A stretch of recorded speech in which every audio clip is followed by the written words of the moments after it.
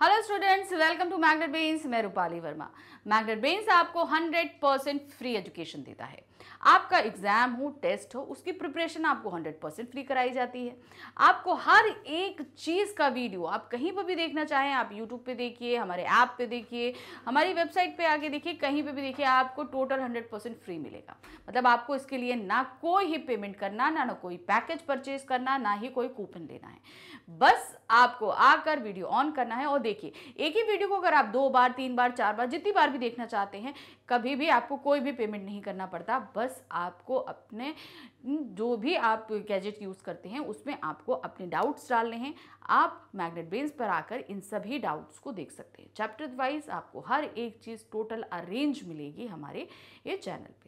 तो चलिए, ये तो हमने बता दिया कि कैसे मिलेगी। तो हमने आपको ये भी बताया था कि एग्ज़ाम की प्रिपरेशन भी हम कराते हैं। तो आज का हमारा वीडियो भी आपके बोर्ड एग्जामिनेशन के प्रिपरेशन से संबंधित है। तो आज जो हम लेकर आए हैं वीडियो, ये है CBSE previous year questions solutions. ये है हमारे क्लास 12th हिंदी इलेक्टिव की बुक अंतरा भाग 2 के गद्य खंड के अध्याय संख्या 8 यथस्मय रोचते विश्वम। इस पाठ से पिछले 10 सालों में यानी कि 2022 से लेकर 2013 तक कितने प्रश्न पूछे गए हैं, कैसे कैसे पूछे गए हैं, आपके सामने आज हम लेकर आए हैं। और विद सॉल्यूशंस, इनके आंसर्स क्या क्या रहेंगे ये भी आपके सामने है। तो चलिए करना शुरू करते हैं। सबसे पहला हमारा जो प्रश्न आ रहा है वो हमारे इस पाठ के लेखक से संबंधित है। तो प्रश्न है, रामविलास शर्मा के जीवन और रचनाओं का संक्षिप्त परिचय देते हुए उनकी किन्हीं 2 काव्यगत विशेषताओं पर प्रकाश डालना है। अच्छा, काव्यगत विशेषताएं और भाषा शैली एक ही चीज होती है, उसके लिए आप परेशान मत होइएगा। ठीक है, तो ये प्रश्न जो हमसे पूछा गया है ये है सन 2019, 15 और 13 में। ठीक है, तो चलिए उनका जीवन परिचय सबसे पहले लिखेंगे। उनका जन्म हुआ 1912 में और उनकी मृत्यु हुई सन 2000 में। ठीक है, रामविलास शर्मा का जन्म उत्तर प्रदेश के उन्नाव जिले के ऊंचा गांव सानी नामक गांव में वर्ष 1912 में हुआ। लखनऊ विश्वविद्यालय से एमए यानी अंग्रेजी तथा पीएचडी की उपाधि प्राप्त करने के बाद अध्यापन कार्य किया। वर्ष 1943 से 1971 तक आगरा के केवीआर कॉलेज में अंग्रेजी के प्राध्यापक रहे। रामविलास शर्मा ने अपने जीवन का अंतिम समय दिल्ली में व्यतीत किया। वर्ष 2000 में इनका निधन हुआ। रामविलास शर्मा को निराला की साहित्य साधना ग्रंथ के लिए साहित्य अकादमी पुरस्कार प्रदान किया गया। तो उनको पुरस्कार जो मिला वो था साहित्य अकादमी पुरस्कार। सोवियत भूमि नेहरू पुरस्कार, भारत भारती पुरस्कार, व्यास सम्मान तथा हिंदी अकादमी हिंदी का शलाका सम्मान भी उन्हें प्राप्त हुआ। तो इतने सारे सम्मान उनको मिले हैं उनकी साहित्यिक रचना के लिए। अब आ जाते हैं उनकी रचनात्मक गतिविधियां, यानी कि उन्होंने क्या क्या चीजों की रचना की है, किस किस विधा में लिखा है, कौन कौन सी रचनाएं हैं, सभी देखेंगे। रामविलास शर्मा ने आधुनिक हिंदी साहित्य का विवेचन और मूल्यांकन करते हुए हिंदी की प्रगतिशील आलोचना को दिशा दी है। उनकी उल्लेखनीय कृति में भारतेंदु और उनका युग, महावीर प्रसाद द्विवेदी और हिंदी नवजागरण, प्रेमचंद्र और उनका युग, निराला की साहित्य साधना, भाषा और समाज प्रमुख है। उनकी विचारात्मक चेतना से पूर्ण रचनाओं में भारत में अंग्रेजी राज्य और मार्क्सवाद, इतिहास दर्शन, भारतीय संस्कृति और हिंदी प्रदेश इत्यादि प्रमुख है। उन्होंने विचार प्रधान तथा व्यंजनापूर्ण निबंधों की रचना की है। विराम चिन्ह उनके अधिकांश निबंधों का संग्रह है। तो उन्होंने जहां विचार प्रधान व्यंग्यात्मक कृतियों की रचना करी है, तो वहीं पर बहुत से निबंधों की भी रचना करी है, जहां पर उनमें बहुत सारी सामाजिक चीजों को देखने को मिलता है। अब आते हैं भाषा शैली पे उनकी। जैसे हमने बताया, काव्यगत विशेषताएं या भाषा शैली, बात एक ही है। रामविलास शर्मा की भाषा जीवंतता तथा सहृदयता तथा संस्कृत के तत्सम शब्दों का प्राचुर्य है, यानी कि उसमें उनके संस्कृत निष्ठ शब्द ज्यादा हमें मिलने को मिलते हैं, जिन्हें हम तत्सम शब्दावली कहते हैं। स्पष्ट कथन, विचार की गंभीरता तथा भाषा की सहजता उनकी विशेषता है। भारतीय समाज, संस्कृति तथा इतिहास की समस्याओं पर गंभीर चिंतन इनके लेखन की विशिष्टता है। वे वर्तमान समाज की समस्याओं को समझने के लिए अतीत में जाते हैं।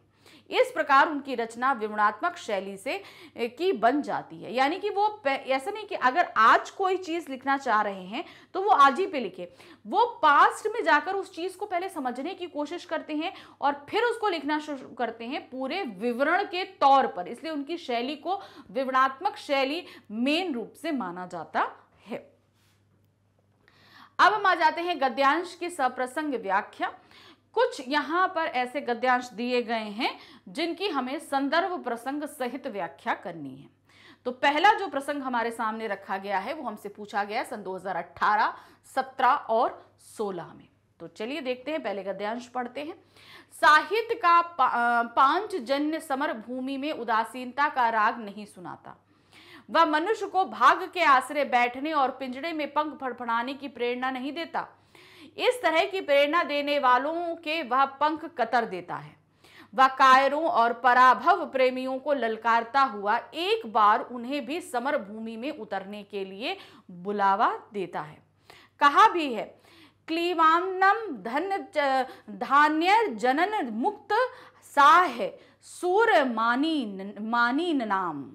भरत मुनि से लेकर भारतेंदु तक चली आती हुई हमारी साहित्य की यह गौरवशाली परंपरा है। इसके सामने निरुद्देश्य कला, विकृत काम वासनाएं, अहंकार, व्यक्तिवाद, निराशा और पराजय के सिद्धांत वैसे ही नहीं ठहरते जैसे सूर्य के सामने अंधकार। तो यहाँ पर बताया गया है कि हमारी संस्कृति, हमारे जो साहित्य हैं, हमारे जो वेद हैं, वो हमेशा हमें स्वतंत्र विचार रखने की प्रेरणा उन्होंने दी है। खुलकर चीज़ों को सोचने, समझने, कभी ये नहीं कहा कि आप एक पिंजरे के अंदर, एक दायरे में बंद कर चीज़ों को सीखिए। तो यहाँ पर हमेशा कोई भी कुरीति हमारे वेदों के सामने, हमारे क्या कहते हैं, वेदों के सामने कोई भी बुरी चीज़ जैसे नहीं ठहरती, जैसे सूर्य के सामने अंधकार नहीं ठहरता है। सबसे पहले इसका संदर्भ लिखते हैं। प्रस्तुत पंक्तियां पाठ पुस्तक अंतरा भाग 2 में संकलित निबंध यथस्मय रोचते विश्वम का अंश है। इस निबंध की रचना रामविलास शर्मा ने की है। प्रस्तुत गद्यांश ने लेखक ने साहित्य को कर्म, प्रेरणा, संघर्ष और आशा का प्रेरक बताया है। तो हमारे जो साहित्य है और वेद है वो हमेशा हमें कर्म, साधना, आशा, संघर्ष करने की प्रेरणा देते हैं। व्याख्या है, लेखक कहता है कि साहित्य भगवान श्री कृष्ण के पांचजन्य नामक शंख के समान है, जो युद्ध भूमि में आकर युद्ध के उदास या निराशावादी होने का स्वर नहीं सुनाता। वह मनुष्य को भाग्य के भरोसे रहने या बंधनों में पीड़ित होकर तड़पते रहने की भीख नहीं देता, बल्कि वह इस प्रकार की निराशावादी तथा यथास्थितिवादी प्रेरणा देने वाले लोगों को आड़े हाथ लेता है, उन्हें परास्त कर देता है। साहित्य कायरों और निराशावादी पराजय प्रेमियों को ललकारता है, उनके हृदय में छिपे उत्साह और पौरुष को चुनौती देता हुआ उन्हें युद्ध भूमि में युद्ध करने की प्रेरणा देता है। इस प्रकार साहित्य मनुष्य को कर्म करने की प्रेरणा देता है। नाट्य शास्त्र के आचार्य भरत मुनि ने से लेकर भारतेंदु हरिश्चंद्र तक सभी साहित्यकार समाज को संघर्ष और उत्साह की प्रेरणा देते आए हैं। अतः हिंदी साहित्य की एक गौरवशाली परंपरा रही है। ऐसे साहित्य के सामने निरुद्देश्य कलावादी लेखन, विकृत काम वासनाओं से युक्त फ्रॉयडवादी ई साहित्य, अहंकार और व्यक्तिवाद से परिपूर्ण अस्तित्ववादी काव्य तथा निराशा और पराजय का साहित्य उसी प्रकार नहीं ठहरता जिस प्रकार सूर्य के प्रकाश के सामने अंधकार नहीं ठहरता। भाव यह है कि साहित्य में आशा का स्वर होना चाहिए ताकि वह मनुष्य में ऊर्जा और उत्साह पैदा करने, उसे प्रेरित करने का काम करे, निराशा करने का नहीं। तो जो भी लेखक साहित्य की रचना करते हैं उन्हें ऐसे साहित्य की रचना करनी चाहिए जो हमेशा मनुष्य को प्रेरणा प्रदान करे, उनके अंदर एक आशा की किरण को जगाए रखे। अब हमारे पास दूसरा गद्यांश आता है, ये हमसे पूछा गया है सन 2016 में। क्या है देखिए, प्रजापति की अपनी भूमिका भूलकर कवि दर्पण दिखाने वाला ही रह जाता है। वह केवल नकलची बन जाता है जिसकी अपनी कोई असलियत ना हो। कवि का व्यक्तित्व पूरे वेग से तभी निखरता है जब वह समर्थ रूप से परिवर्तन चाहने वाले जनता के आगे कवि पुरोहित की तरह बढ़ता है। इसी परंपरा को अपनाने से हिंदी साहित्य उन्नत और समृद्ध होकर हमारे जातीय सम्मान की रक्षा करता है। तो यहाँ इन्होंने जो पहली लाइन में दिया है, देखिए ध्यान दीजिए, प्रजापति की अपनी भूमिका भूलकर कवि दर्पण दिखाने वाला रह जाता है। तो कहने का तात्पर्य है, प्रजापति का तात्पर्य होता है राजा। यहां पर राजा क्या होता है, वो समाज का निर्माण करता है। तो कवि भी कहीं ना कहीं अपनी रचनाओं के माध्यम से समाज का निर्माण करता है। तो वहां पर उसका कार्य जो होता है वो समाज को का निर्माण करना है, दूसरों को आईना दिखाना नहीं है। यहाँ पर ऐसी रचनाएं करिए जिससे लोग प्रेरणा प्राप्त करें। तो देखिए यहाँ पर क्या है, यहाँ पर एक लेखक या कवि का जो दायित्व होना चाहिए वो इस गद्यांश में समझाया गया है। सबसे पहले संदर्भ है, प्रस्तुत पंक्तियां हमारी पाठ्य पुस्तक अंतरा भाग 2 में संकलित निबंध यथस्मय रोचते विश्वम का अंश है। इस निबंध की रचना रामविलास शर्मा ने की है। तो ये तो संदर्भ देखिए आप सभी जगह तो एक ही रहेगा, प्रसंग यहाँ पर चेंज हो जाएगा। देखिए क्या है, प्रस्तुत गद्यांश में लेखक ने कवि को प्रजापति व पुरोहित बनाकर समाज के प्रति ये महत्वपूर्ण दायित्व निभाने की प्रेरणा दी है। कि मतलब एक राजा होता है, एक राजा अपने राज्य का मार्गदर्शक होता है, एक पुरोहित अपने धर्म को परिदर्शित करता है लोगों के सामने, लोगों को अपने धर्म के बारे में अवेयर कराता है। तो कवि को भी समाज का ही जो है एक रूप प्रस्तुत करना चाहिए। व्याख्या क्या है, देखिए लेखक कहता है कि जब कवि अपना प्रजापति यानी निर्माता वाली भूमिका को भूल जाता है तब वह केवल दर्पण दिखाने वाला व्यक्ति मात्र ही बनकर रह जाता है। मतलब हमारी जो भूमिका है हम वो भूल जाएं और बस दूसरों की गलतियों को निकाल कर दिखाते हैं, तुमने ऐसा किया, तुमने ऐसा किया, तुमने ऐसा किया। कवि को वो काम नहीं करना है। अपनी कल्पना और इच्छा से समाज का नव निर्माण करने की बजाय साहित्य में समाज का ज्यों का त्यों वर्णन करने से कवि ऐसा नकल करने वाला बन जाता है कि जिसकी अपनी कोई मौलिक देन नहीं रहती। तो कहने का तात्पर्य है उसे अपनी सोच से नई चीजों का निर्माण करना है, ना कि जो चीजें हो चुकी हैं उसी की नकल करके वो दोबारा साहित्य की रचना कर दे। उसे अपनी सोच को डेवलप करके नई चीजों का निर्माण करना है। कवि का कवित्व पूरी चमक के साथ तब निखरता है जब वह परिवर्तन करने की इच्छा रखने वाली जनता का हितैषी होने के नाते नेतृत्व करता है। तो अब कोई भी, जैसे मान लीजिए लेखक है या कवि है, तो उसका जो भी उसके अंदर के भाव हैं, सारी चीजें हैं, उसके अंदर की जो लेखन की जो कला है वो कैसे निखर कर आएगी, जब हम सही और अच्छी सोच के साथ लेखन कार्य करेंगे। और अच्छी सोच क्या है कि हम समाज का भला चाहते हुए लेखन कार्य करेंगे। हम अपना भला, अपने स्वार्थ के लिए कोई चीज नहीं लिखेंगे। हम क्या करेंगे, हम चीज लिखेंगे जिससे समाज का हित हो। कवि द्वारा पुरोहित बनकर समाज का नेतृत्व करने की परंपरा अपनाने से हिंदी साहित्य को अच्छी प्रेरणादायक, ओजस्वी तथा आशावादी रचनाएं मिल सकती हैं और उसकी अधिक उन्नति हो सकती है। साथ ही हमारा जातीय सम्मान भी बढ़ सकता है। तो यहाँ पर क्या होगा, अगर एक कवि या लेखक अच्छी चीजों को लिखेगा तो जो पाठक वर्ग है यानी कि जो पढ़ते हैं रचनाओं को, उन्हें एक अच्छी नवीन चीज देखने और सुनने को मिलेगी जिससे हम अपनी संस्कृति, साहित्य का परिचय प्रदान कर सकेंगे और समाज एक अच्छी दिशा में आगे बढ़ सकेगा। अब हम आते हैं पाठ आधारित लघुत्तरीय प्रश्न पर, यानी कि संपूर्ण पाठ आधारित जो पिछले 10 सालों में लघुत्तरीय प्रश्न पूछे गए हैं उनको हम देखते हैं। तो पहले प्रश्न में आप देख रहे हैं कि 2 प्रश्न आपके सामने प्रस्तुत है जो लगभग एक ही चीज आपसे पूछी जा रही है मगर घुमा फिराकर अलग अलग तरीके से पूछी गई है और अलग अलग सालों में पूछी गई है। तो पहला प्रश्न है, लेखक ने कवि की तुलना प्रजापति से क्यों की है, ये आपको बताना है। प्रजापति का तात्पर्य यहाँ राजा से है, इसका आपको मतलब राजा का पर्यायवाची प्रजापति होता है, ये आपको पता होगा।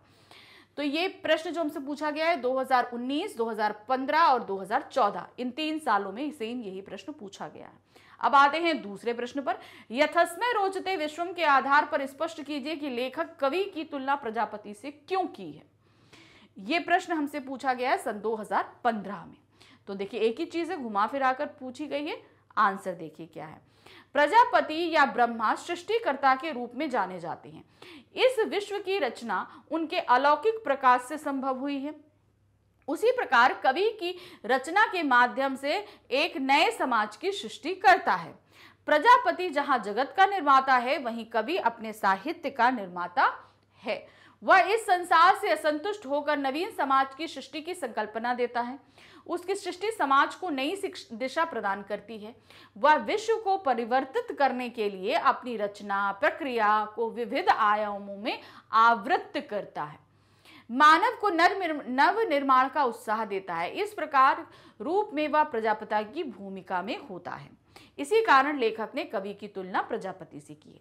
तो प्रजापति का तात्पर्य हमारा यहाँ पर राजा, अर्थात राजा या ब्रह्म से, जैसे ब्रह्मा जी ने इस पूरी सृष्टि का निर्माण किया, राजा अपने राज्य का निर्माण करता है, तो उसी प्रकार कवि अपनी रचना या लेखों या कविताओं के माध्यम से एक ऐसा समाज निर्मित करता है जो लोगों के मन में आशा और प्रेरणा प्रदान करता है। भाई देखिए, भौतिक रूप से ब्रह्मा जी ने सृष्टि की रचना कर दी, ठीक है, और वहां पर अपने ही दूतों यानी राजाओं को विराजमान किया और उन्होंने अपने अपने राज्य की देखभाल, भरण पोषण सब कुछ किया।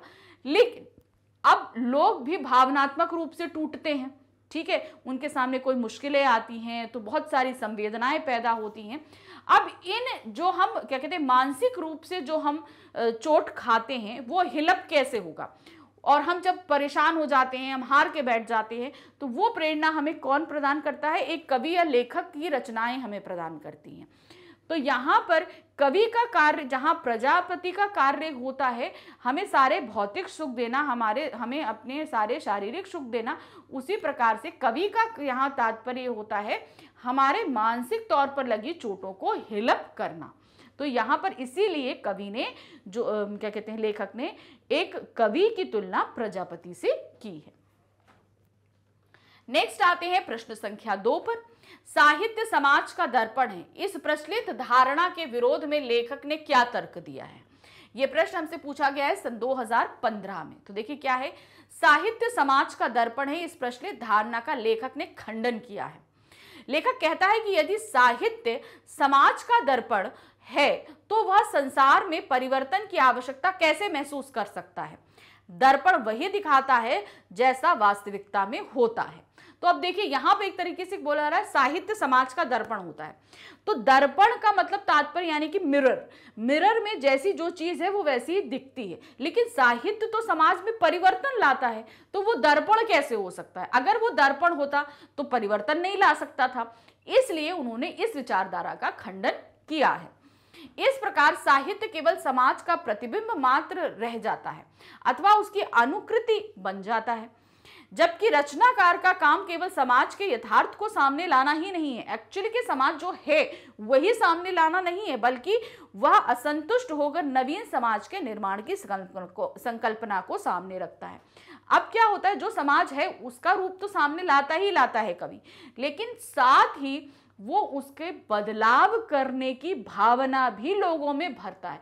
कि मतलब जैसे होगा कि मान लीजिए जो भी समाज में विसंगतियां चल रही हैं वो चीजें तो वो दिखाएगा, लेकिन वो बदलाव भी बताएगा कि अगर ये विसंगतियां हटा दी जाएं तो समाज ऐसा हो सकता है, और लोग इसी बात से प्रेरणा पाते हैं।